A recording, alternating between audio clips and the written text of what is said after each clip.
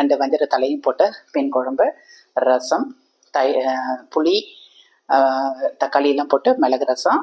நான் ரசம் டீட்டெயில்ஸ் எல்லாமே நான் ஃபுல் வீடியோவில் அப்லோட் பண்ணியிருக்கேன். யாருக்காவது டவுட்டுன்னா போய் பாருங்கள், போய் பார்த்து செஞ்சு பாருங்கள், சூப்பராக இருக்கும். அதுக்கப்புறம் ஒரு மீன் வறுவல். அவ்வளோதான் ஃப்ரெண்ட்ஸ், இன்றைக்கி நம்ம வீட்டில் சாப்பாடு தான். வாங்க பார்க்கலாம். சுட சாதம்,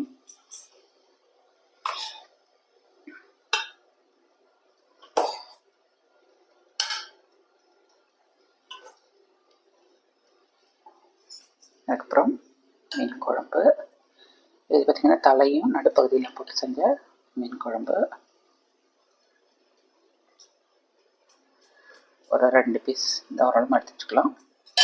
அதுக்கப்புறம் ஃபிஷ் ஃப்ரை, இது நடுப்பகுதியெல்லாம் போட்டு ஃபிஷ் ஃப்ரை.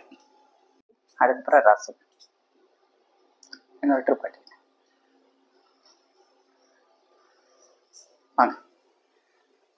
சாப்பாடு, சுட சாதம், ரசம், நல்லா மிளகு சீரகெல்லாம் போட்டு நல்லா பெருங்காயத்தூள்லாம் போட்டு அட்டகாசமாக வச்சு பூண்டெல்லாம் போட்டு இது மீன் குழம்பு.